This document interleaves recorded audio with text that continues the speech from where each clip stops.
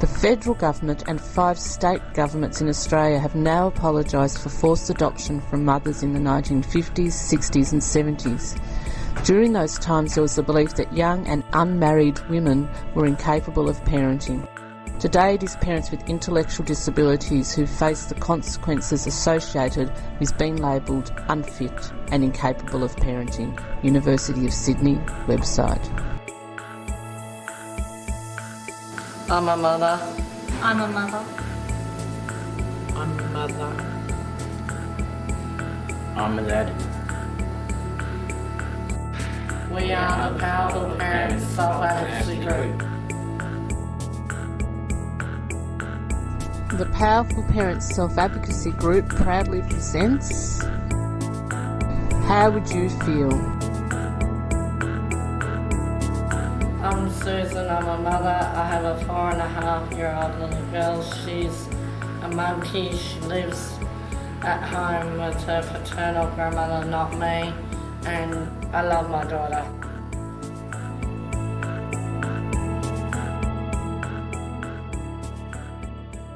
I start up the Powerful Parents Self-Advocacy Group so I can help other parents like me get more access and hopefully keep their children, and to let other people with intellectual disability who are parents know they are not alone. Sometimes parents like me lose their children not because they've done anything wrong, but because of their intellectual disability, and this is not right. Parents with intellectual disabilities face removal of their children in disproportional numbers. They are more likely than other at-risk populations to have their children removed when they are young, and often straight after birth. Professor Gwyneth Llewellyn. Parents with an intellectual disability are not treated like any other parent, and we want to be treated like other parents and given the support we need to look after our children. With support we can look after our children. I'm Nicole. I have 3 wonderful children. One boy who's 5, 2 girls ages 4 and 1 that's turning 3. What I love to do with my kids is, with my son, we kick the footy around, we play on the play equipment, he pretends he's a fireman, he pretends he's a policeman, he just makes up all these different things. Well, at the moment we go to a play centre, we go on the slides and they have races down the slides, who's going to beat each other, which they always beat me.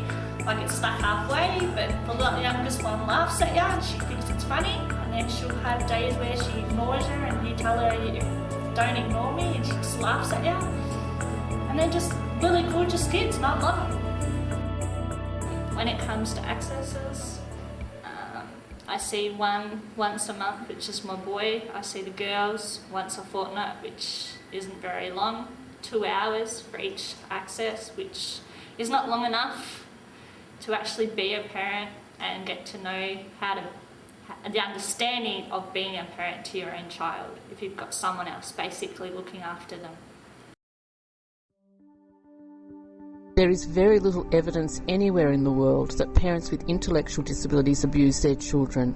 Our concern is that mothers are not given a chance to learn how to parent their children. We've shown that parents with intellectual disabilities can learn to satisfactorily parent children. Professor Gwyneth Llewellyn. There should be more support than what we've really got. I don't think there's not much out there, which is wrong. We should be treated equally as a normal parent would be. With the support, we should be able to be better parents and have our children at home than rather not have them at home. There should be a line where they know who they love, which is their mother or their father, doesn't matter.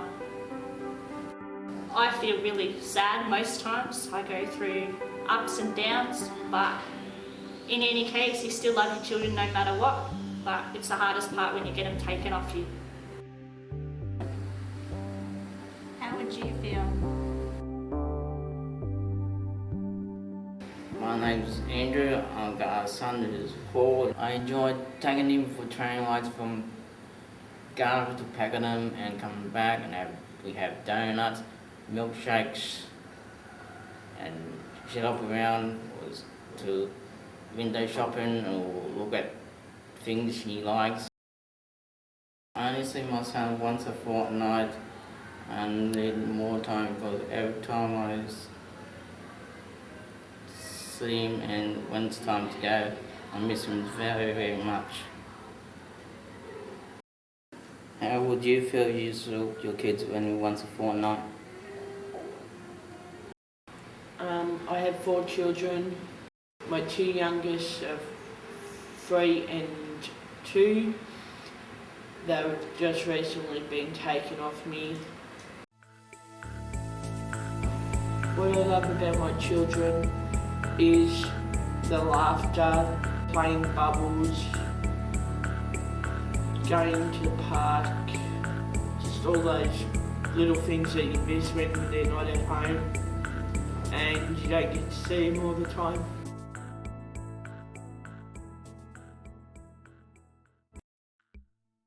This is a critical issue in Australia and around the world. When babies are taken away from their mothers early on and the mother doesn't really understand why, then you have the potential for very distressed mothers, parents and families. Professor Gwyneth Llewellyn. We just want to be treated equally like any other parent. Powerful Parent Self-Advocacy Group. We want parents to not lose their children just because of intellectual disability. If they do lose their children, we want them to have as much access as possible. If parents with intellectual disability do have their children at home, we want them to have the support that they need to be able to keep their children at home and not taken away from them.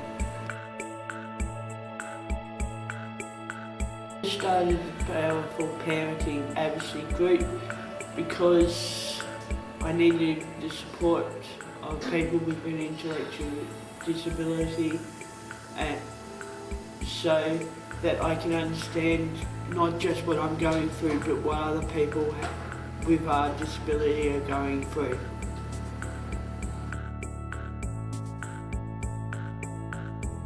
There's more people out there than just me. I felt like there was just me. Now that I've become part of this group, there is a lot more out there like me. So don't ever feel you're alone, because you're not. How would you feel? People with a disability want to be treated equally.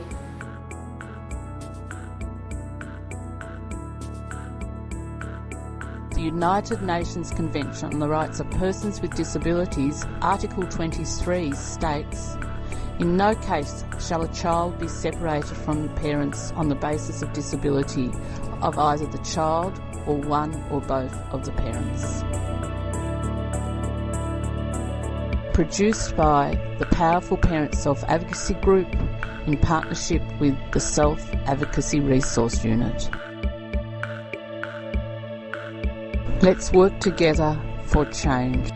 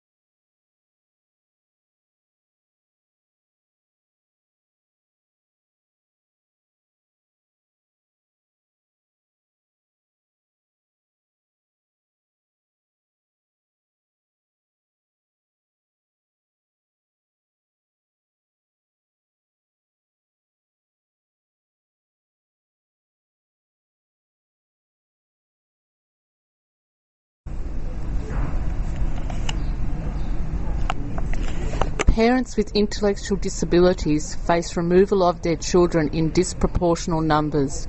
They are more likely than other at-risk populations to have their children removed when they are young, and often straight after birth.